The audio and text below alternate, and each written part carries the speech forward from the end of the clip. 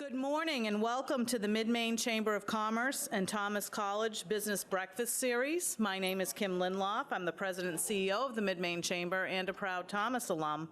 It's my pleasure to welcome you here this morning. Before we begin our program, I'd like to take a moment to thank our 2020 Business Breakfast Series sponsors.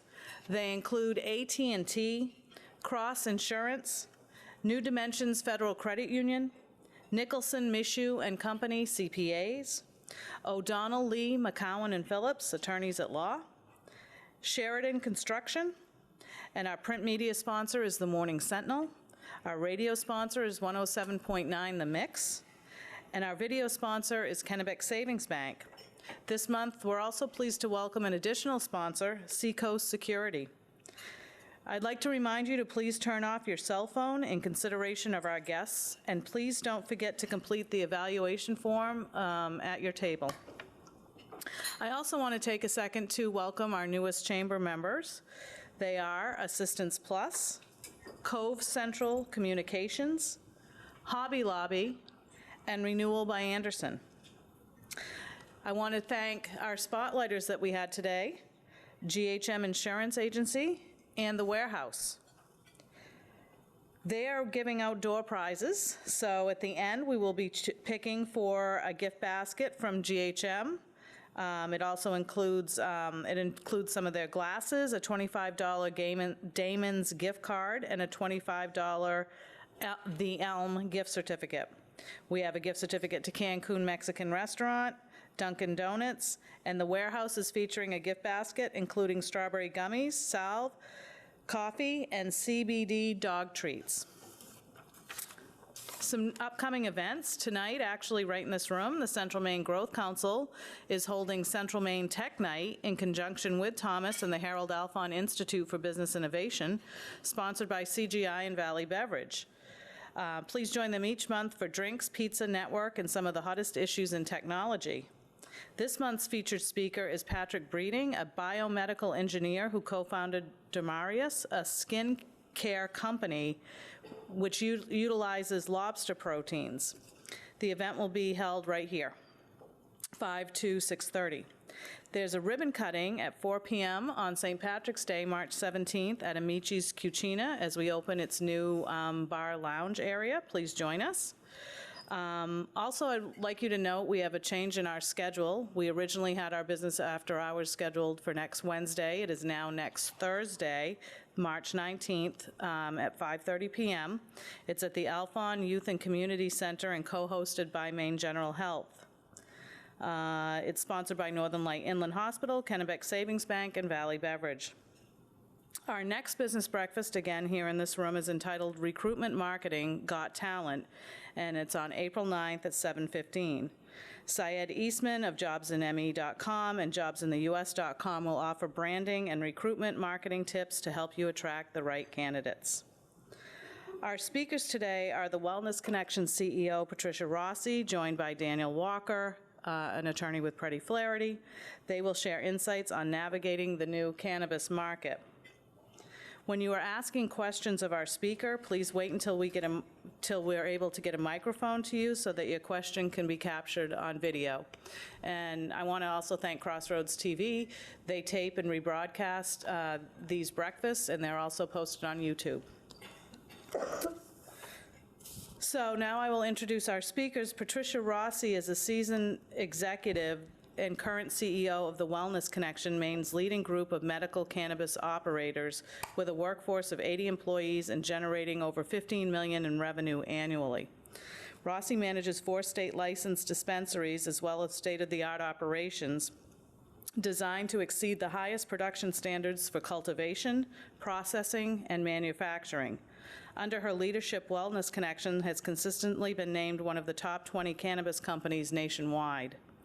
In 2017, Rosi was named America's most important woman by Cannabis Business Executive.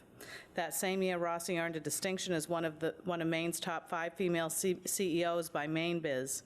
In 2016, she ranked number 3 as most influential female executive within the industry. She also launched the Mark Bushy Compassion Program, dedicated to providing free cannabinoid therapies to patients with terminal illnesses.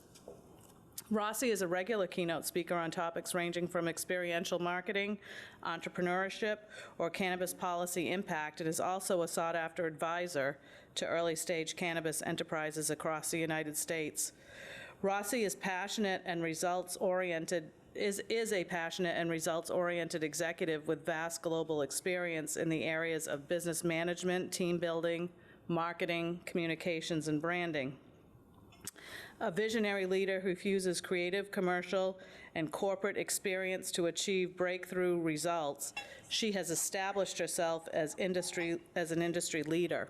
In 2019, she was named a Power Woman of Cannabis by a national trade association. Born in Paris, France, oh, we love Paris, Rosi has lived in Maine since 1999 with her husband and their 2 daughters. Dan Walker is going to be joining Patricia. Dan is a partner and the chair of Preti Flaherty's Government Affairs Group, focusing his practice on advocating for clients before the Maine Legislature, executive branch, and other governmental agencies. Dan's specialty is regulatory issues, including election and campaign finance law, PACs, and campaigns. Dan represents the largest medical marijuana dispensary in Maine and has spent a great deal of time negotiating the new marketplace. Prior to joining Preti, Dan served as legal counsel for the Speaker of the Maine House of Representatives. He also completed 2 clerkships under judges in the Utah Court of Appeals. He represented Microsoft for 2 years in a private antitrust case. Dan is active in multiple civic and charitable organizations and has published articles on election law and media law. He has delivered lecture presentations for several organizations, including the Maine State Bar Association, the Maine Association of Nonprofits, and the University of Maine School of Law. Dan has played a critical role in shaping Maine's very successful cannabis laws in the state. He will share some points of his vast knowledge with us in today's presentation. Please join me in welcoming Patricia and Dan.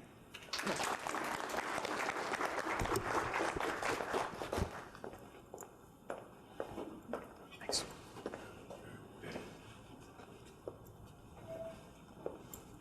Good morning, everybody. Thanks for being here today, bright and early, to talk about cannabis. Cannabis is always a very fascinating and interesting topic. We're going to try to make it lively. Dan and I, as you can hear from our bio, know a thing or two on the topic. We're going to do everything we can to stay on time. We've been told to stay precisely on time. We can talk about this industry for hours and hours. I started in 2011. I think there should definitely be a multiplier. For all of you in this room that are entrepreneurs, I mean, being an entrepreneur in the cannabis industry is being an entrepreneur on steroids, because everything you know does not apply, period. That's the principle number 1. So everything you can think will happen, could happen, will definitely happen to you. So what we put together is not like a formal presentation. It's more taking a step back and giving you a little bit of perspective. There's a lot happening. It's hard to keep track on what is currently being discussed nationwide in Maine. So giving you a little bit of perspective and most importantly, try to anchor everything we say in facts. There's a lot of debunking stereotypes. I mean, internet is great, but everything on internet is not necessarily true. So we're going to try to bring a little bit of perspective. Are we there yet? So this is, this industry was born a long time ago. Maine was a pioneer, was once rated the best medical program in the nation, and in 2016, the referendum passed legalization of marijuana. And I feel pretty much like this guy is suspended in the air with his flag for the last 4 years, because when you're a leader and you have 90 employees, you need to chart a path. And for us, legalization means the greater access, scaling up operations, and licensing is only happening now 4 years later. So it's really a challenge on what do you do? This is this tug and pull of how much do I invest, how much do I wait, or maybe I should not wait, what do I do? So it's, how do you chart a path in a totally uncharted course? So are we there yet? Finally, yes, it will happen this year. Licensing will be there. So a little bit of the perspective, and I know there's in this room some members of the former administration, which was not really cannabis friendly. So nothing really happened over 8 years. The new administration under Governor Janet Mills' impulse is finally tackling this market, bringing more regulation. And in 1 year, more is happening than has ever happened in the last 8 years. So we're going to catch up and give you a little bit of perspective. Let's start by in the US. Okay, it's still federally illegal, but look at this map. There's 74% of the population that are having access to marijuana in some forms. Some states have medical-only programs. Others have started to fully legalize it. 74%. I mean, the train has left the station. To those that say, oh, one day this will all go away, I do not think so, because the economic stimulus impetus is like there. And just go back for a second. So if you look at the Northeast too, it's almost entirely legalized in the Northeast right now, and we're very close. And so if you think about just regions and markets, pretty soon New England is just going to, we're going to have to talk about regional. If it doesn't become legal federally, we're going to have an entire region that's legal, and so we're going to have to talk about how do you cross borders and those types of things.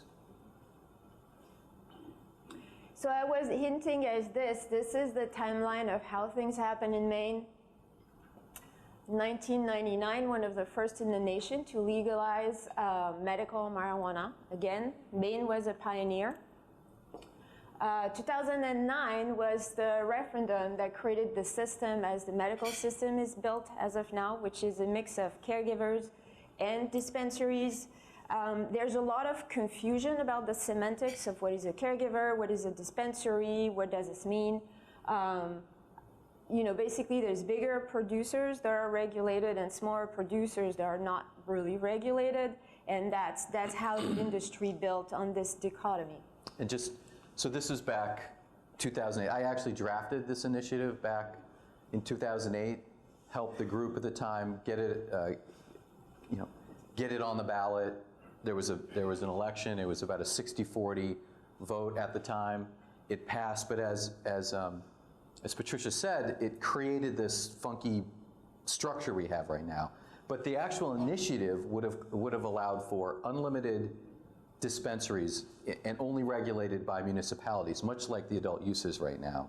But what happened at that time was that they only allowed for 8 dispensaries, which are the more regulated entities. There was a competition to get them, heavy competition to get them, and then it created this parallel caregiver structure, which is kind of right now we have about 2,600 caregivers around the state, doing everything from retail storefronts to large cultivation facilities to manufacturing. So that's how it's evolved, and that's where it came from.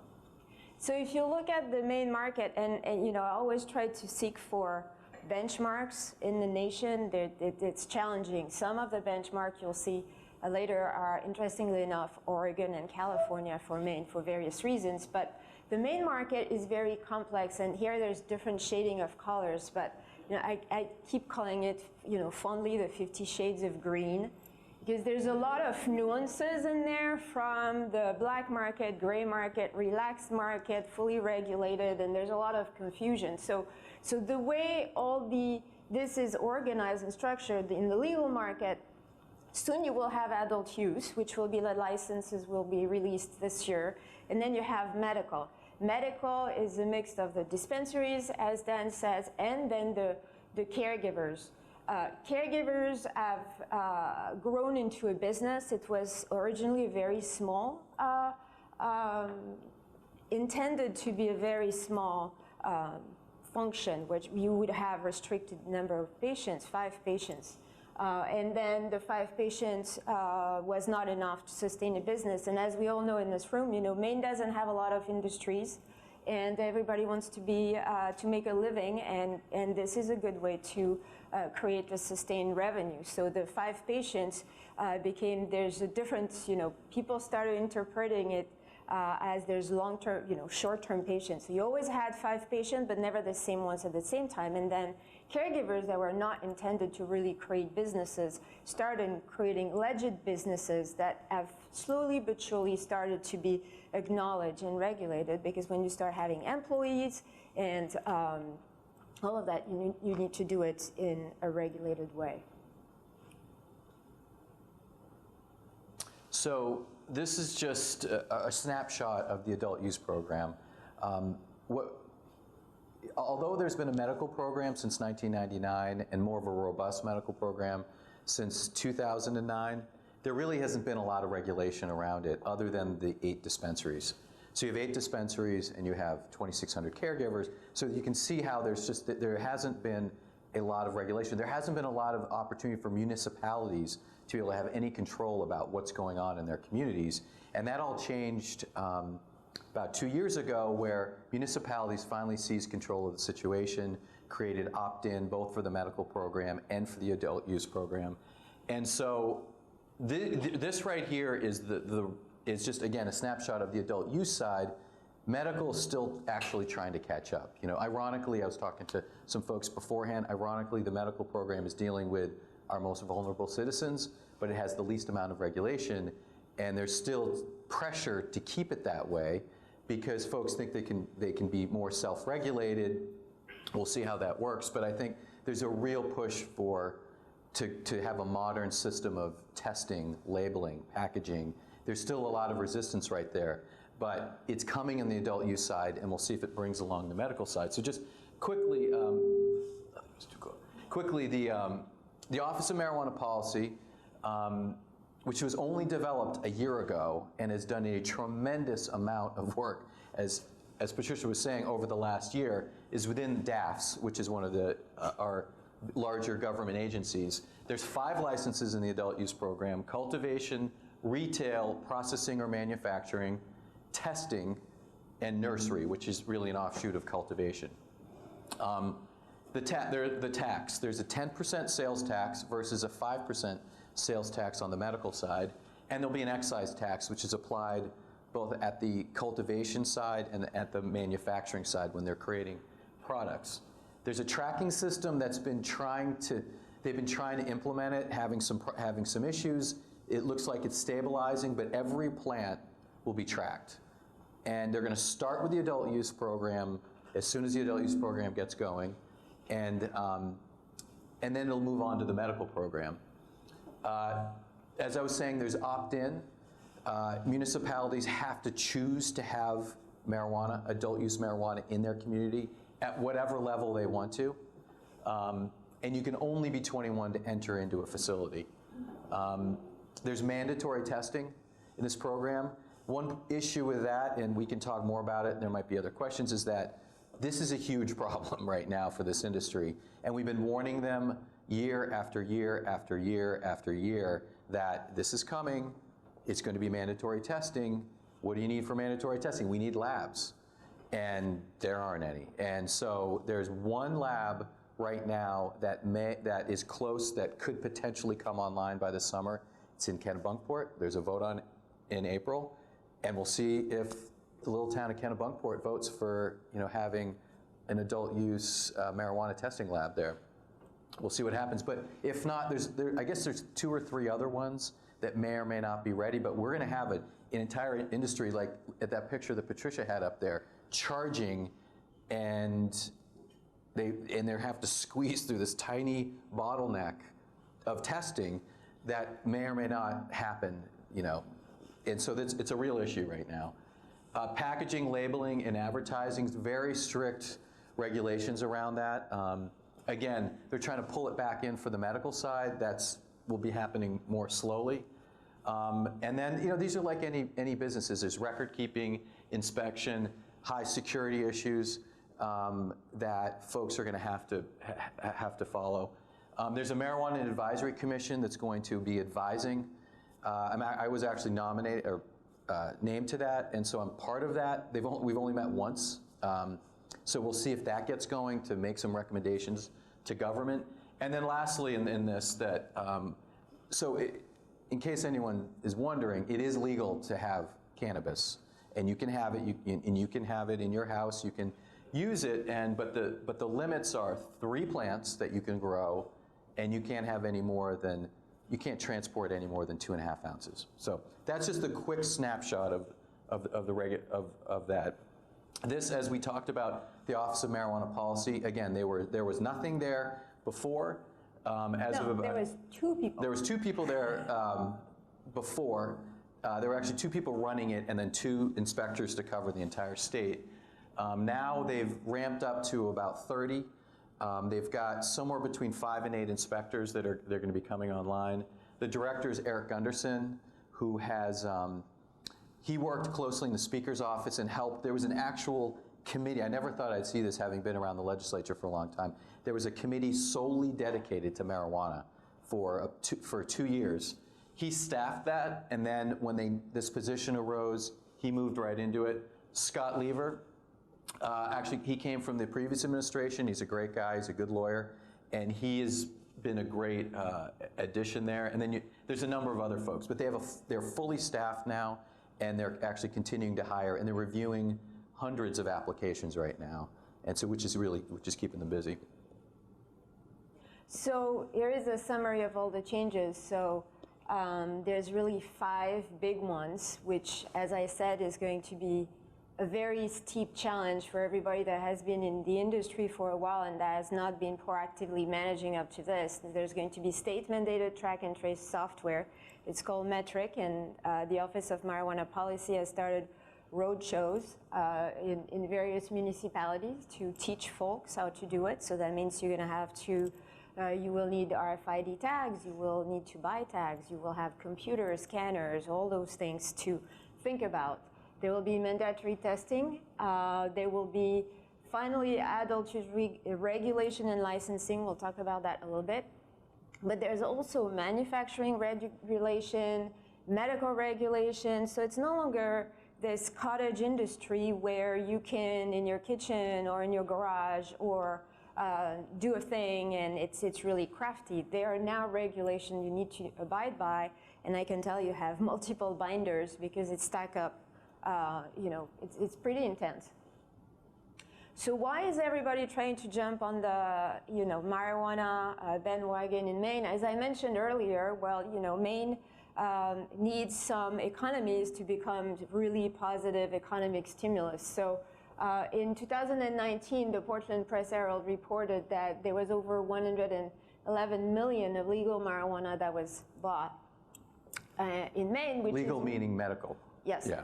Which is more than blueberries, maple syrup, apples, elvers, herring, and oysters combined. So there's an interesting national statistic there, which is for each dollar that is spent on the purchase of legal marijuana, the economic stimulus in the state is threefold.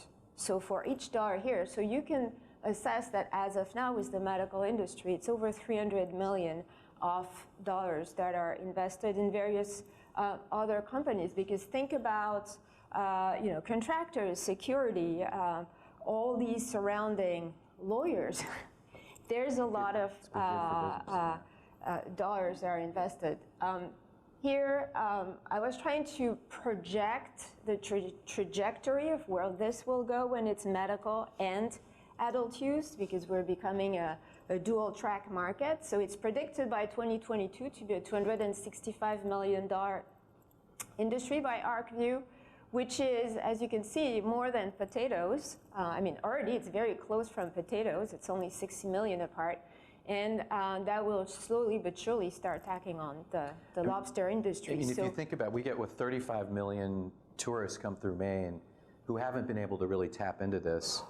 That $111 million, that $111 million is going to grow a lot. So the main opportunity will become 1 million of residents that are 21-year-old, and it's actually 39 million tourists. And statistics in Colorado show that 25% of tourists come to Colorado because of marijuana, and 15% of the tourists that come in Colorado will purchase actively marijuana. So that shows the impact this could have. As you can see, this is a projection of what will become medical once you have adult use. Why would you bother to be in the medical track versus the adult use? And this has to do with how the policy is building the two program from a taxation perspective, from also how much folks can access. For instance, in Colorado, a medical patient would be able to access more cannabis, tax-free, and so on and so forth. The two systems in Maine will not be that separated. So you can really look at and project that out of the 265 million that I mentioned to you in 2022, well, only 15% will be the medical, and 85% of this will become the adult use. I'd like to qualify this dichotomy between the medical and you'll notice we don't use recreational. I call that adult use because I think between recreational and medical, there's an entire spectrum of folks and a reason why you would access marijuana that are not as simple as, I have an acute condition or I really want to have a lot of fun.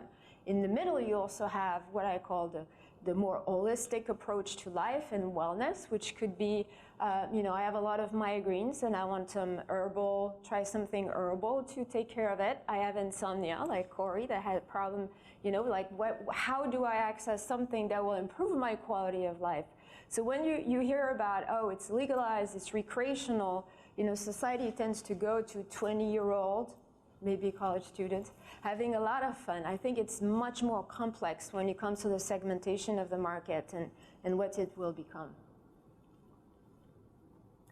So looking at benchmarks, so this being in the cannabis industry is really, there's not really any benchmarks because it's such a new industry, so you have to triangulate your guesses. So the best states we can look towards to are California and Oregon. Oregon, because they have the same culture that Maine has about the farmers, the agriculture, and I would say this DNA about loving the cottage industry, and also, most importantly, they had no caps on licensing, which is the same approach Maine has taken.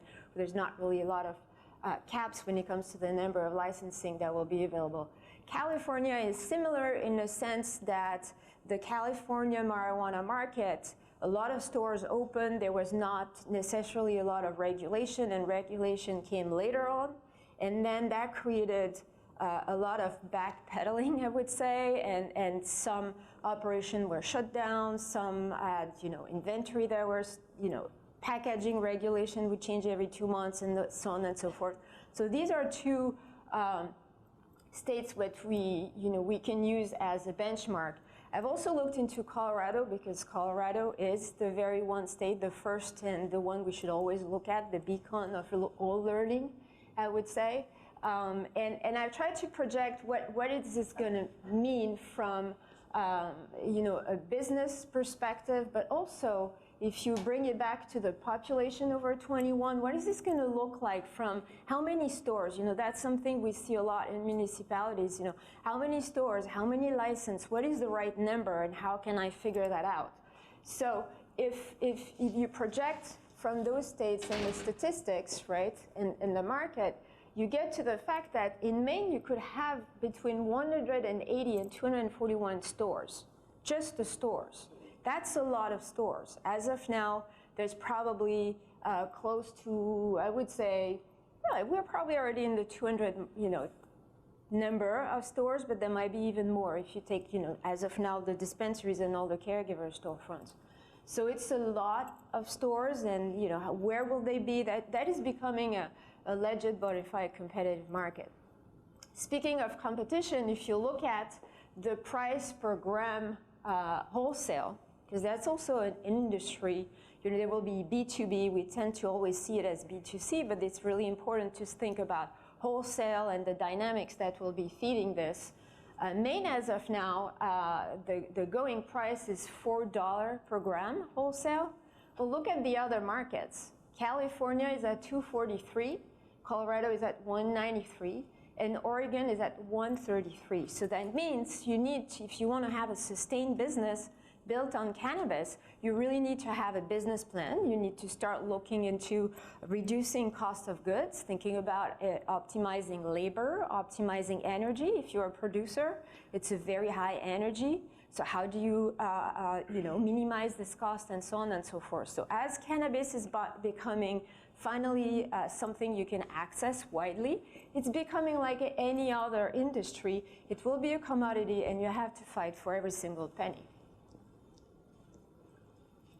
So where is Maine as of now? And Dan has the pulse on the most recent statistics, but these are all the licenses. These are statistics from the Office of Marijuana Policy that were submitted. So in yellow on the left, you have all the licenses that were received, and in gray, it's the ones that were deemed complete.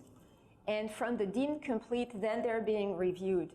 It's a very complex system where you have to first be conditionally approved by the state, then you need to be approved by the municipality. Once you're approved by the municipality, you go back to the state to be finally approved. So it's a complicated dance that might take a while. And although that they've been deemed complete, I don't think anyone has actually received a conditional license from the state to bring back to the municipality. It's coming. It's very close. They're very close. And then municipalities, so on the right, we mapped out the Maine Municipal Association as a good tracker, up-to-date tracker of municipalities that are opting in, and we've mapped this out there. Every municipality is doing it very differently, so this is adding a level of complexity. It's really municipality by municipality that you need to adjust to their criteria, and we see that we're discussing that about security, odor control, all of that. Everybody is doing it a little bit differently. Can you keep it there for 1 sec? So look at that map for a second. So that's adult use opt-in right now. There's a lot of space there, right? And I think that space that you see will keep the medical market around for maybe longer than in other states because of this opt-in, because folks there are they're using cannabis, but there's not going to be a place. They're not going to drive, from all the way from southern Aroostook County all the way to Bangor, or even all the way up to Presque Isle. They're going to have local. So there's going to be medical around for a while to fill in those gaps, just like they filled in the gaps where the dispensaries couldn't reach. Whoops, sorry. So a couple of, 5 realities that will shape this industry, and we should account for as business, leaders. And first, administrative backlog of application. That's what I was describing, this very complicated process. It's complicated and long. So when you embark on an adventure and you decide to do a startup or work with the company, ask for business plans, ask for cap tables, see if they can last the distance, because you can realistically have to wait a year and a half before having to be able to really run your business. The medical market will decline, as I mentioned. There will be, if you look at the other markets, the benchmark I referred to earlier, there will be an explosion of the demand on the onset that will not be met by demand, so the prices are going to go up. And then by the time everybody ramps up production, there will be a glut and all the pricing will collapse. So people should think long term. You have to be there to sustain the distance, and it's going to be a price highly, highly competitive market. And then there will be the laboratory bottleneck. I mean, think about those hundreds of licenses that are currently being reviewed by the state where, well, if Kennebunk says no and there's no lab in Maine and everything has to be tested hand game, you need to wait for someone or a municipality to have a lab. So there's a lot of what ifs in developing this industry. And then there's another interesting conundrum, which is the hemp versus marijuana, and where's my CBD coming from, Dan? So we thought we'd just touch on this. This is another long topic, and we can talk about all these for hours, and this is another one. But hemp, and you just heard we have some CBD products here, I guess. So is that legal? And it's very hard to understand that. And the difference is, right, so hemp CBD also comes from a cannabis plant. But it's a cannabis plant that has 0.3% THC. THC is the intoxicating quality of, or intoxicating substance that's in cannabis. You'll see, and that's 18%, that's high, you know, it can, that's, you know, the percentage of THC in cannabis that's sold is, you know, it fluctuates. I mean, that's probably a high number, but just, we wanted to show the example that the point is that hemp is not supposed to be intoxicating. It's supposed to be more of a, from a head perspective, it's supposed to be more of a body experience, right? And so, in 2014, the federal farm bill passed, and it allowed for there to be hemp production in the United States, but they had to be in these pilot programs. And these pilot programs within a state, they'd be run by the state's Department of Agriculture, and it would require folks who wanted to grow hemp to team up with either a nonprofit or a university. Well, Maine went ahead and started a hemp program here that didn't have pilot programs, so we immediately non-conformed, and it struggled a bit. We still had hemp production going on, but it struggled. 2018, just a couple years ago, this really legalized hemp. It really ended the prohibition of hemp and ended it being necessary for these state pilot programs. Maine got a little closer to being in line with it, but not quite. And then and so right now it is legal to grow hemp, and it is legal to kind of ship hemp around the country to some extent.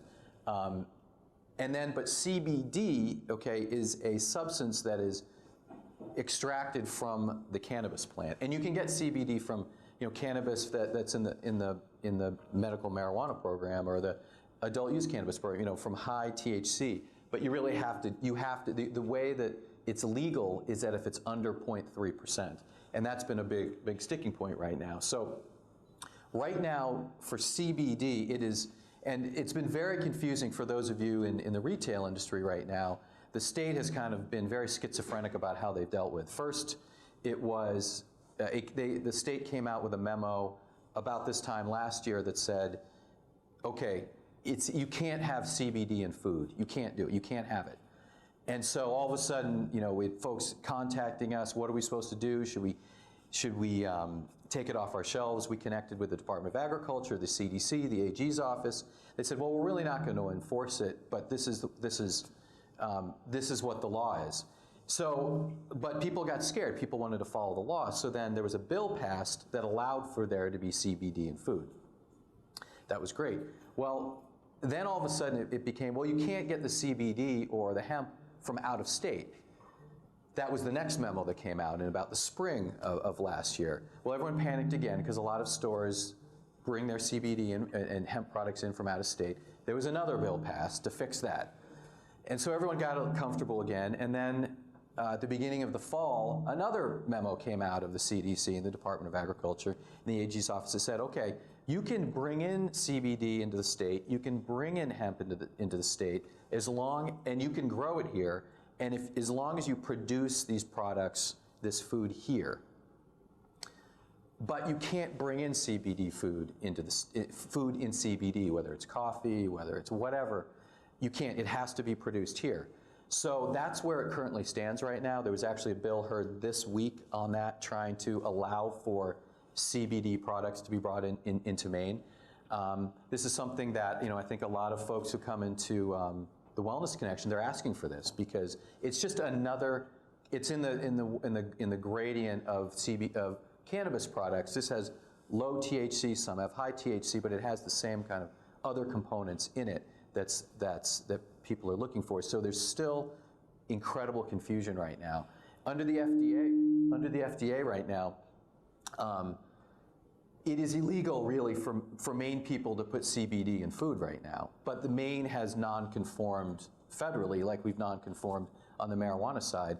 And now we're pushing back with the state, and they say, well, you can't bring the CBD food products into the state because the FDA is going to come in. Well, our point to them was that if they're going to come in, they would be coming in right now because it's already what we're doing here is illegal. So we're in this crazy federal conundrum right now, continuing to be, and it's as much on the CBD side as it is on the cannabis side. And that's another line of product where there's not really any regulation for, testing, labeling. So what is on packaging? If you're a store, be very discerning about what you decide to put on your shelf, because you must. I don't know if you read, but in the Portland Press Herald a couple of months back, there was the story of this lady. She was buying CBD products. She had chronic pain, and she was a temp at Maine Health, and all of a sudden she's offered a full-time position, and she gets tested for drug, and oh my God, she's testing positive. How is this for THC? So she cannot get the job. How is this possible? She's only accessing CBD product. Well, that's where testing and looking at the labels and understanding really what you're getting and asking all the questions is really critical for all of us as business leaders, but also as individual and consumer. Be very careful about what you're doing. So I think this, just to sum it up, there's a very minimal enforcement going on around this, but yet people need to be careful. The one issue that the FDA will come after you for, the AG's office will come after you for, is if you're claiming therapeutic benefits from CBD. They don't want to see that, not until it's gone through the FDA process right now. There are some drugs on the market out there with CBD in it that have been approved by the FDA, and that's why they feel like they have oversight over it now. And they claim that they're coming. It's coming. These regulations are coming. We'll believe it, and their standards are coming. We'll believe it when we see it.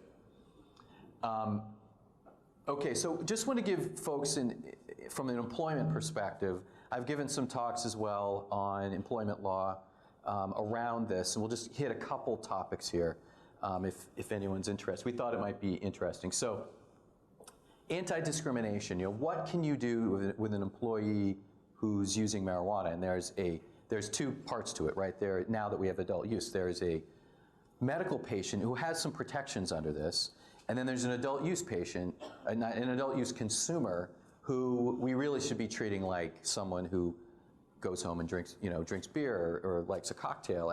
That's really how we should be treating these two. There's some exceptions for use around, especially on the medical side. Professional negligence.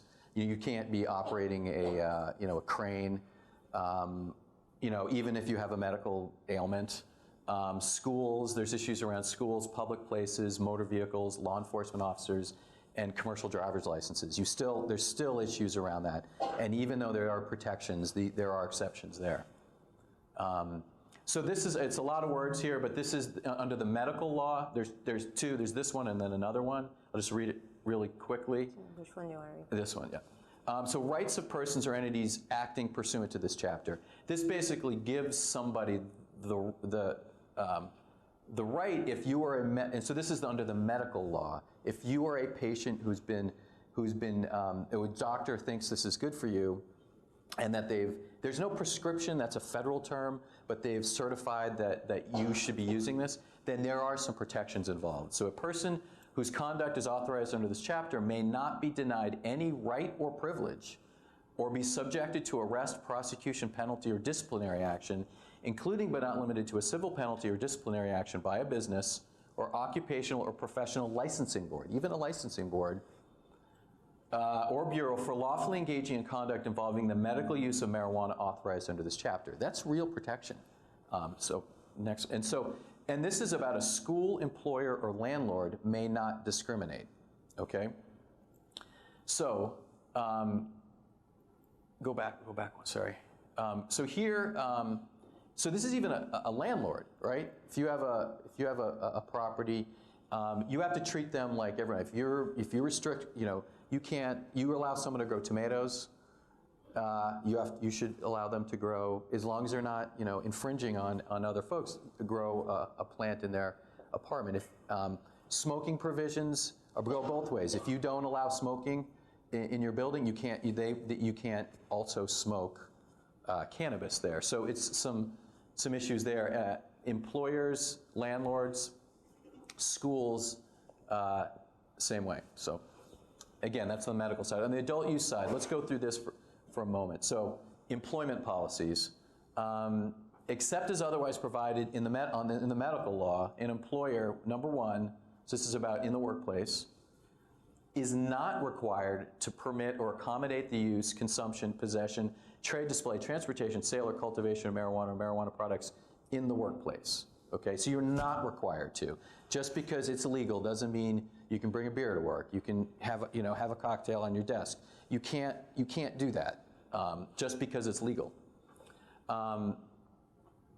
But then again, just because someone did it on the weekend shouldn't be an issue as long as it's not affecting them at the workplace. Number two, policies around marijuana use. So an employer may enact and enforce workplace policies restricting the use of marijuana and marijuana products by employees in the workplace or while otherwise engaged in activities within the course and scope of employment.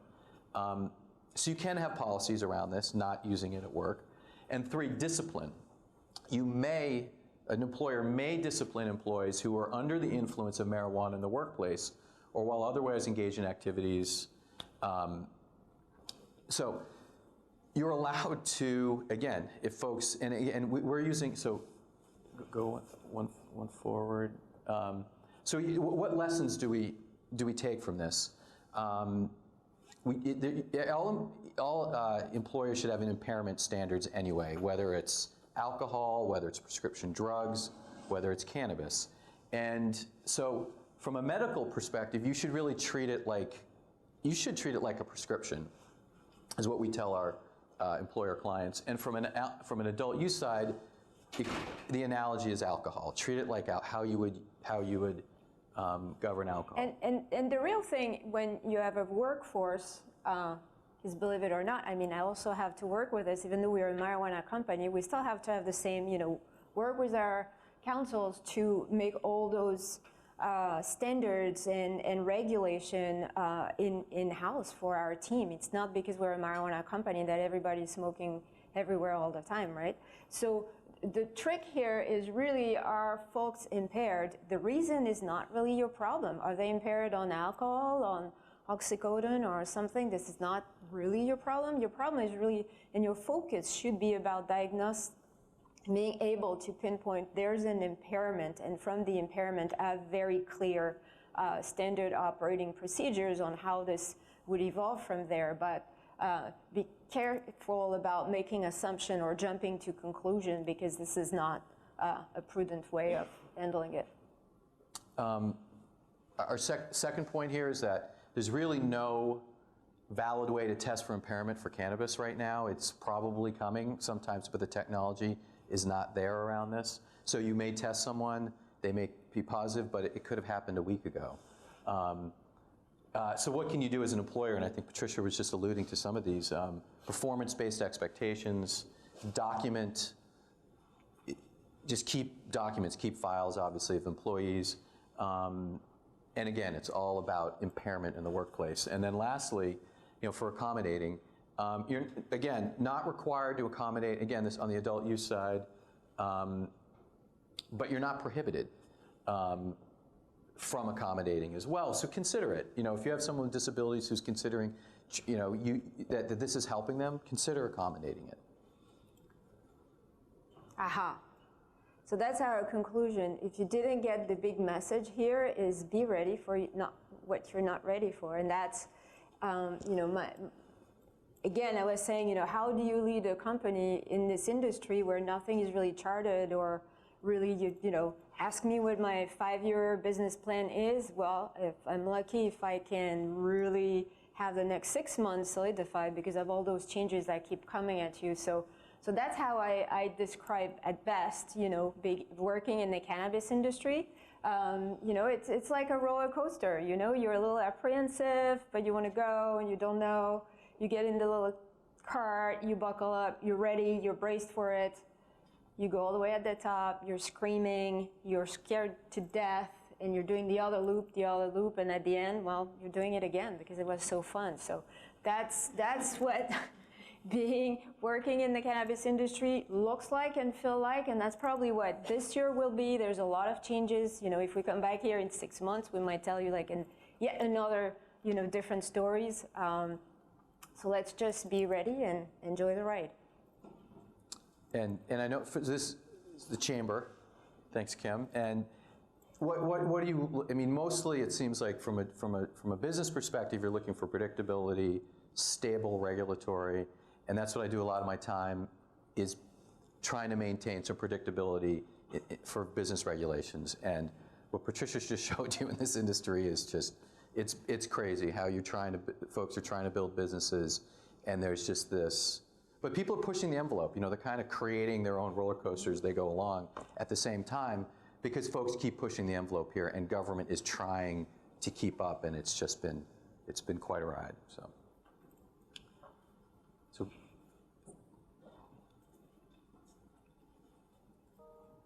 Does anyone have any questions?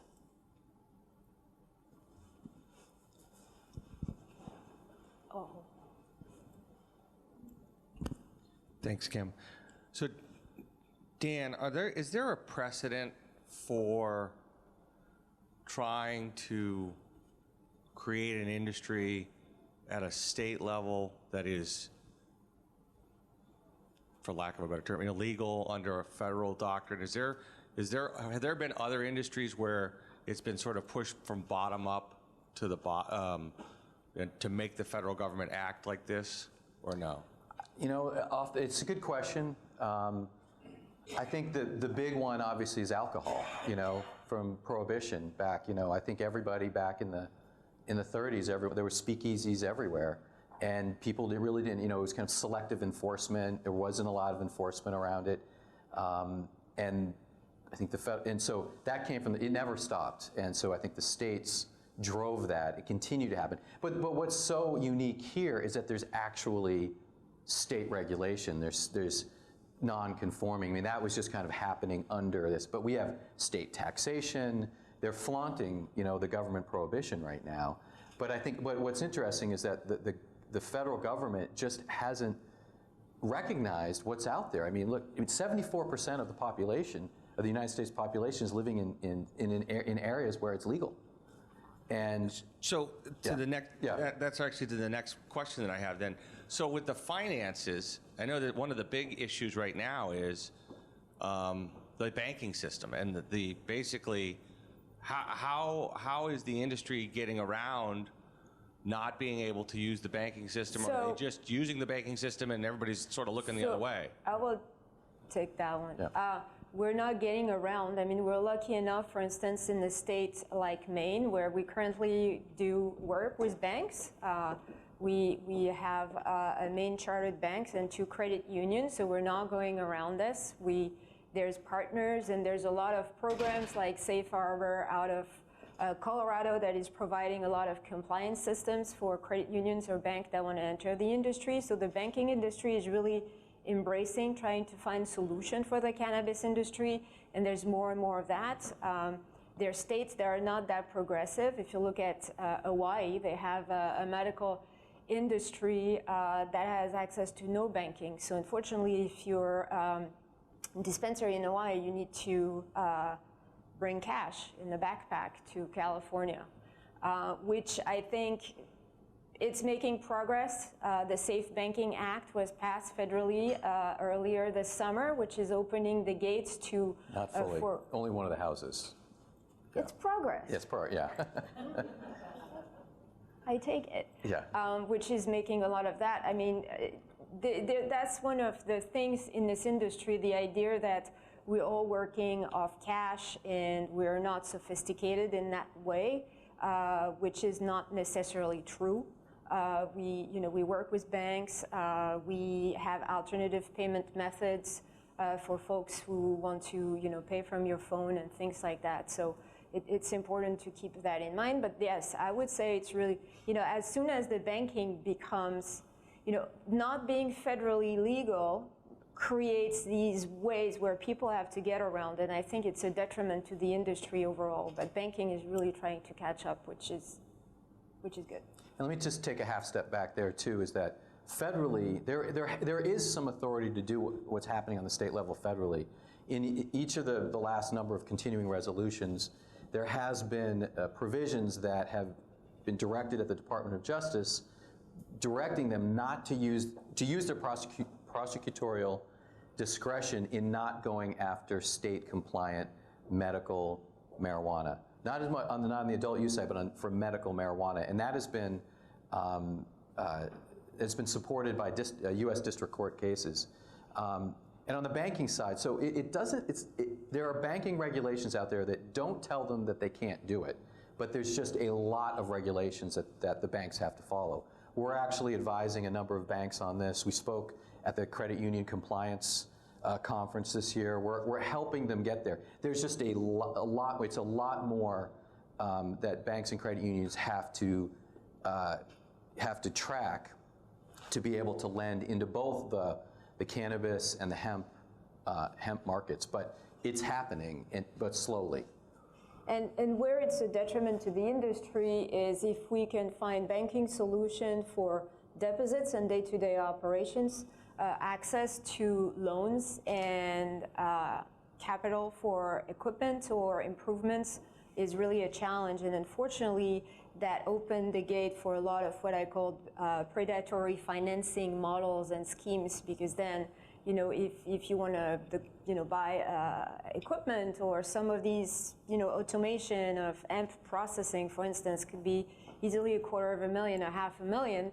Well, where do you find the money? And I've seen some pretty outrageous loan proposals out there. So that's the next frontier, being able to regulate and have transparent access to capital for investing in companies. And one of the things in Maine right now is that we have, at least for the time being, we have some residency requirements around the adult use markets and some in the medical side. So, as far as raising capital, you have to raise most of your, the majority of your capital from the state of Maine. And as this industry grows, there's just not going to be enough capital. I just had a quick question. In working with caregivers over the last year from an insurance perspective, they seem much more optimistic about the percentage of medical use than you do on your slide, just based on the taxation alone. So I was just kind of wondering what you're basing your 15.85% on. I'm basing it on the statistic that have been released by both ArcView and New Frontier, as well as Marijuana Business Daily. So these are statistical numbers from other markets and models. Other states, right? So this is exactly what's happened in other states. But I think there may be some optimism there, because as you saw on that map, there's a lot of space in the state of Maine where we're a very low our population density is low, and the adult use opt-ins are going to be in more of the population centers, in the more liberal communities. So there are a host of other communities that are not. They're going to, and so on the medical side too, although we have municipal opt-in, municipalities can't say that a caregiver can't operate in their town. They're protected. So they can't have a store downtown, but they can still operate from their home. And so that will continue for a while. And I think that's probably why there's some And I would optimism. agree with the concept of being optimistic, but with a good dose of reality. When you have towns that are opting in and you have all of a sudden 7 stores in 1 mile strip, yeah, you can be optimistic about the market, but you need to be the best store in the street to make sure this is going to work in a sustainable manner. So it's optimistic with a good dose of reality and a very good plan, yes. I want to believe in that. Well, thank you both.